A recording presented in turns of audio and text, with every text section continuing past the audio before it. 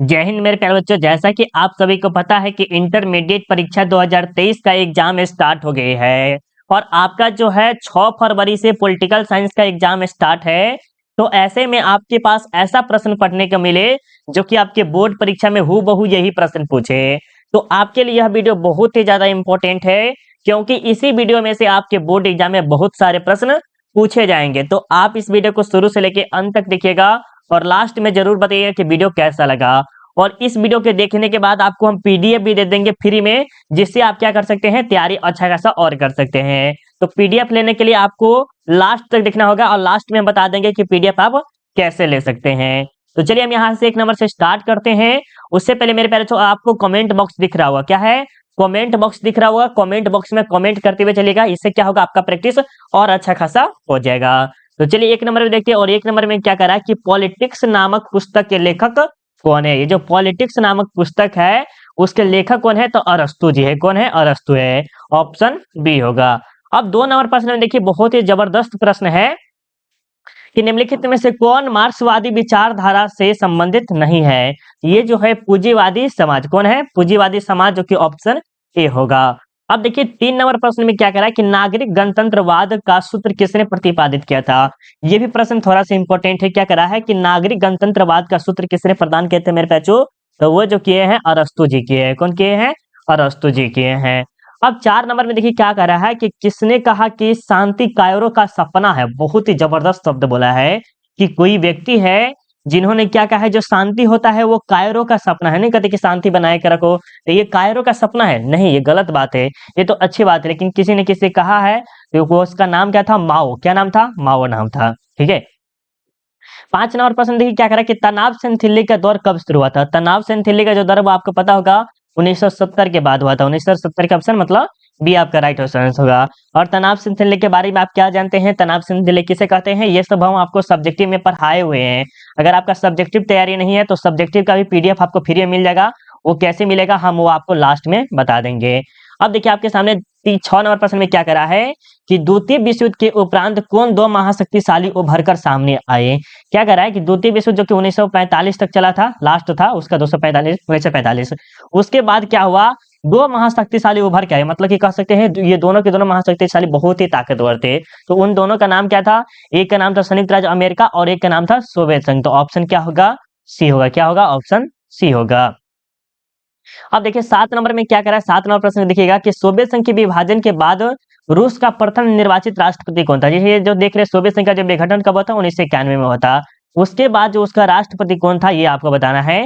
ये जो थे कौन थे मेरे प्यारे, जो फटाफट बताइएगा, बहुत अच्छे। ये जो थे यल्तसिन थे। कौन थे, यल्तसिन थे। ऑप्शन बी होगा। ठीक है।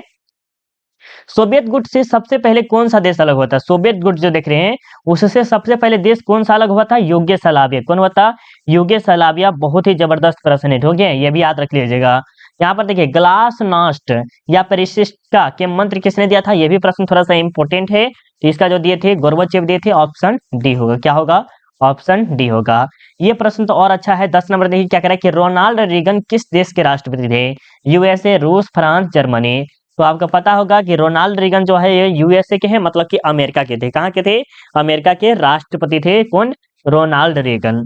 अब 11 नंबर प्रश्न में देखिए क्या करा है कि एक ध्रुवीयता की स्थिति किस राज्य के एकमात्र पर्वत की परिचायक है। हम आपको बताए हुए थे कि 1945 के बाद मतलब कि द्वितीय विश्व युद्ध समाप्त हो गया, उसके बाद क्या हुआ, 2 महाशक्तिशाली उभरे थे, जो कि एक था यूएसए और एक था यूएसएसआर। ये बताए हुए हैं पहले से, जिसमें से यूएसएसआर का विभाजन हो जाता है, मतलब कि उसका विनाश हो जाता है, समझ लीजिए। तो उसके बाद कौन बचता है, अमेरिका बचता है। तो ऑप्शन यही बोला जा रहा है, राइट ऑप्शन डी होगा। ठीक है। अब देखिए 12 नंबर में क्या करा है कि निम्नलिखित में से कौन सा अमेरिका द्वारा आतंकवाद के विरुद्ध इसके वैश्विक युद्ध का हिस्सा था। अमेरिका के द्वारा आतंकवाद के विरुद्ध इसके वैश्विक युद्ध का हिस्सा था। तो 12 नंबर को दिएगा प्यारे, क्या होगा, बहुत अच्छा। ये जो होगा ऑपरेशन इंड्यूरिंग फ्रीडम, जो कि ऑप्शन क्या होगा, सी होगा। क्या होगा, सी होगा। ठीक है। अब देखिए आपके सामने 13 नंबर में क्या कह रहा है कि पूर्व के नए आर्थिक बाघों की कोटि में किसे रखा जा सकता है। तो ये जो है मलेशिया को रखा जाता है। ऑप्शन सी होगा। देखिए थोड़ा सा आपको लग रहा हो कि हार्ड प्रश्न है, लेकिन हार्ड प्रश्न है। अगर हार्ड नहीं पढ़ेगा तो आपको बोर्ड एग्जाम में इजी पूछने वाला भी नहीं है, याद रखिएगा। ये आपको इजी पूछेगा भी नहीं। अब देखिए 14 नंबर में क्या कह रहा है कि किस देश के साथ भारत ने मित्रता व व्यापार की संधि की जिसकी प्रस्तावना में पंचशील सूत्र रखे गए थे। आपको पता होगा कि पंचशील जो है, सॉरी, पंचशील पंचशील जो है वो किसके किस में हुआ था? भारत और चीन के बीच में हुआ था, भारत और चीन के। तो ऑप्शन क्या होगा? सी, 1954 में हुआ था, पता होगा, है ना याद? बहुत अच्छी बात है। वर्तमान में कौन आसियान का सदस्य नहीं है? कौन वर्तमान में आसियान का सदस्य नहीं मेरे बच्चों? देखिए आसियान में टोटल पहले 5 था, फिर 5 बढ़ गए, तो 10 हो गया था, लेकिन अभी यहाँ पर बताना है कि नहीं है। तो Indonesia, Philippines, Singapore, Thailand, Malaysia ये है, लेकिन अल्जीरिया ये आप नहीं पढ़े होंगे, क्या है? ये नहीं है, तो ऑप्शन सी आपका बिल्कुल ही राइट आंसर होगा, ठीक है। आसियान का आर्थिक समुदाय का उद्देश्य है, ये जो आसियान का आर्थिक समुदाय का जो उद्देश्य होता है क्या था? ये सभी के सभी थे, ऑप्शन डी होगा। आसियान देशों का साझा बाजार और उत्पादन का तैयार करना चाहते हैं, ये सभी के सभी है, तो ऑप्शन डी होगा। अब 17 नंबर प्रश्न देखिए क्या कह रहा है कि आसियान का 20वां शिखर सम्मेलन अप्रैल 2012 में कहाँ आयोजित हुआ था? क्या कह रहा है कि आसियान का 20वां शिखर सम्मेलन अप्रैल 2012 में कहाँ आयोजित हुआ था? तो ये आपको बताना है कहाँ पर हुआ था। बहुत अच्छा, नोमपोह में हुआ था, जो कि ऑप्शन क्या होगा? सी होगा। क्या होगा? ऑप्शन सी होगा। अब चलिए 18 नंबर में क्या कह रहा है कि पंचशील समझौता किन दो देशों के बीच में हुआ था? और भारत और चीन के बीच में हुआ था, याद होगा कब हुआ था? 1954 में हुआ था। बहुत अच्छे मेरे बच्चों। अब यहाँ पर देखिए 19 नंबर में क्या कह रहा है कि दक्षिण एशिया के किस राज्य में माओवादियों ने उथल पुथल मचाई थी? माओवादियों ने क्या किया था? उथल पुथल मचाई थी, वो कौन सा? दक्षिण एशिया में ही बोला जा रहा है, जिसमें भारत भी आते हैं, पाकिस्तान भी आते हैं, बांग्लादेश भी आते हैं, नेपाल भी आते हैं, भूटान भी आते हैं, भूटान भी, हाँ भूटान भी आते हैं, ये सब देश आते हैं इसमें, ठीक है। तो ये इसमें जो माओवादी को तल-पतल कर दिया था, ये किसको किया था, ये बताना है आपको। 19 नंबर का राइट आंसर क्या होगा? बहुत अच्छा, जबरदस्त, आपका नेपाल बिल्कुल ही राइट आंसर होगा, ठीक है। 20 नंबर देखिए क्या कह रहा है कि दक्षिण एशिया के किस देश के प्रधानमंत्री को उसके उत्तराधिकारी ने अपदस्थ कर फांसी की सजा दिला दी थी? ये किसके थे? तो ये आपको पता होगा, पाकिस्तान के। किसके? पाकिस्तान के, है ना? बिल्कुल पाकिस्तान का होगा, नहीं बिल्कुल जबरदस्त पाकिस्तान का होगा। निम्नलिखित में से कौन सा देश सार्क का सदस्य है? निम्नलिखित में से कौन सार्क का सदस्य है? सबसे पहले समझेंगे कि सार्क की स्थापना कब हुई? तो 1985 में। इसमें टोटल कितने देश है? 8 देश है, और इसका सदस्य देश है, तो ये जो है आपका भारत है। कौन है? भारत इसका सदस्य देश है, बाकी ये सब नहीं है। अब देखिए 22 नंबर में क्या कह रहा है कि 1948 में संयुक्त राष्ट्र संघ ने कौन सी घोषणा अपनाई? 1948 में कौन सी अपनाई थी मेरे बच्चों? ये अपनाए थे मानवाधिकारों अधिकारों की सार्वभौमिक घोषणा, जो कि ऑप्शन ए होगा, जो कि 10 दिसंबर के मानव के अधिकार के लिए मनाया जाता है। आपको पता होगा कब मनाया जाता है? 10 दिसंबर को, ठीक है, याद है ना? बिल्कुल। अब देखिए संयुक्त राष्ट्र संघ के चार्टर में कितनी धाराएं हैं? तो टोटल 111 है, जो कि ऑप्शन क्या होगा? ये होगा। विश्व एंड दिवस कब मनाया जाता है? विश्व एंड दिवस कब मनाया जाता है? तो ये जो मनाया जाता है मेरे बच्चों, ये 1 दिसंबर को, या 10 दिसंबर को, या 24 दिसंबर, या इनमें से कोई नहीं। तो फटाफट इसका कमेंट करके बताइए। चलिए बहुत अच्छी बात है, इसका जो राइट आंसर क्या होगा? ए होगा, याद रखिएगा। अब चलिए आपके सामने 25 नंबर में क्या कह रहा है कि गुटनिरपेक्ष देशों का शिखर सम्मेलन नई दिल्ली में आयोजित किया गया था। देखिए गुटनिरपेक्ष देशों का जो शिखर सम्मेलन हुआ था, कहाँ पर? नई दिल्ली में। तो कब हुआ था, ये आपको बताना है। तो फटाफट कमेंट करके बताइए कब होगा। बहुत अच्छा, ये हुआ था 1983 में, ऑप्शन बी होगा। अब यहाँ पर 26 नंबर प्रश्न देखिए क्या कह रहा है कि विश्व महिला दिवस कब मनाया जाता है? तो 8 मार्च को मनाया जाता है, राइट, पता होगा। अब देखिए यहाँ पर 27 नंबर प्रश्न भी बहुत ही ज्यादा इंपॉर्टेंट है कि किस वर्ष विश्व व्यापार संगठन की स्थापना हुई थी? तो ये हुई थी 1900, नहीं नहीं नहीं, देखिए यहाँ पर कुछ मिस्टेक है। देखिए प्रश्न को फिर से प्रश्न पढ़िएगा, यहाँ प्रश्न को फिर से पढ़िए। क्या कह रहा है कि किस वर्ष विश्व व्यापार संगठन की स्थापना हुई थी? तो 27 नंबर का जो आपका राइट आंसर क्या होगा? 1995 हुई थी। कब हुई थी? 1995, जिसे WTO के नाम से भी जानते हैं। क्या जानते हैं? WTO के नाम से जानते हैं, वर्ल्ड ट्रेड ऑर्गेनाइजेशन, ठीक है। अब चलिए आपके सामने देखते हैं 28 नंबर में कि सुरक्षा परिषद में कुल अस्थायी सदस्य की संख्या कितनी है? सबसे पहले समझिएगा कि अस्थायी सदस्य की जो संख्या है वो आपके टोटल कितने हैं मेरे पास? जो 10 है। कितने हैं? 10 है। और अस्थायी सदस्य की संख्या कितनी है? तो अस्थायी सदस्य की जो है 5 है। तो टोटल मिला के कितने हो जाते हैं? 15 हो जाता है। 10 और 5 कितने होते हैं? 15 होते हैं। और ये सही से सीधा पूछेगा कि सुरक्षा परिषद में कुल कितने सदस्य हैं? तो 15 है। अस्थायी कितने हैं? 10 है। और अस्थायी कितने हैं? 15 है, ठीक है। अस्थायी कितने हैं? 5 है, ये याद रखिएगा। अब यहाँ देखिए परंपरागत सुरक्षा नीति के कौन कौन से तत्व है? परंपरागत सुरक्षा नीति के कौन कौन से तत्व हैं, तो इसके बारे में बताइएगा। बहुत अच्छा, ये सभी है, शक्ति संतुलन, गठबंधन की राजनीति, यह सब होती है। 1992 में पृथ्वी सम्मेलन उद्घाटन किया गया था, कहाँ पर? 1992 में पृथ्वी शिखर सम्मेलन का उद्घाटन किसने किया था, ये आपको बताना है। तो किसने किया था मेरे बच्चों, ये जो किए थे आपको 30 नंबर का बताना है, बी बहुत अच्छा, डॉक्टर घाली। कौन के थे, डॉक्टर घाली। बच्चों के अधिकार के लिए कौन सा अंतरराष्ट्रीय संगठन है जो कि वेरी वेरी इंपॉर्टेंट है, इसका जो नाम है मेरे पास क्या है, यूनिसेफ है। क्या नाम है, यूनिसेफ है, जो कि बच्चों के अधिकारों के लिए होता है, अंतरराष्ट्रीय संगठन है, ठीक है। अब चलिए 13 नंबर में देखिए, 32 नंबर में देखिए क्या करें कि इंग्लैंड का वर्तमान प्रधानमंत्री कौन है, तो इसमें ऑप्शन डी होगा। इंग्लैंड का जो वर्तमान प्रधानमंत्री है वो ऋषि सुनक है। कौन है, ऋषि सुनक है, याद रखिएगा, वेरी वेरी इंपॉर्टेंट ये भी प्रश्न है। 33 नंबर प्रश्न देखिए क्या कह रहा है कि किसने कहा भूमंडलीकरण विशिष्टवाद का सार्वभौमिकरण या सार्वभौमवाद का विशिष्टीकरण है। ये किसी न किसी के द्वारा बोला गया शब्द है। क्या है, किसी न किसी व्यक्ति के द्वारा बोला गया शब्द है। तो ये जो शब्द बोले हैं कौन बोले हैं, बहुत बढ़िया, रॉबर्टसन बोले हैं, जो कि ऑप्शन क्या होगा, बी होगा, याद रखिएगा, ठीक है। अब देखिए 34 नंबर में क्या कह रहा है कि आधुनिक युग में अर्थव्यवस्था के क्षेत्र में होने वाली सबसे बड़ी क्रांति कौन सी थी। देखिए क्या कह रहे हैं कि आधुनिक युग में अर्थव्यवस्था के क्षेत्र में जो होने वाली सबसे बड़ी क्रांति कौन थी, तो मेरे बच्चों ये सब आपको पता होगा कौन सी थी, कौन सी थी, बहुत अच्छा, ये जो थी औद्योगिक क्रांति। आधुनिक काल में जैसे अभी जो हम जी रहे हैं, अभी कौन सा क्रांति चला, एक तरह से कर सकते हैं, तो बड़ा बड़ा कारखाना वारखाना बन रहा है, यही होना रहा है, बिल्कुल जबरदस्त। ब्रेटन वुड्स सम्मेलन कब हुआ था या किस वर्ष हुआ था, ये आपको बताना है। तो ये जो है 1944 में हुआ था, ऑप्शन सी होगा। आईएमएफ आईएमएफ और विश्व बैंक ने काम करना शुरू किया था, तो वो कब किया था मेरे बच्चों, तो ये 1947 में, ऑप्शन बी होगा।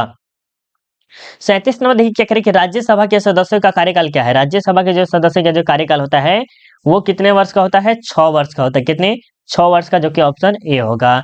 निम्न में से कौन संघ सूची का विषय है, कि निम्न में से कौन सा संघ सूची का विषय है, तो ये जो है आपको बताना है फटाफट, राइट आंसर क्या होगा, बहुत अच्छा, रक्षा है। क्या है, रक्षा, याद रखिएगा।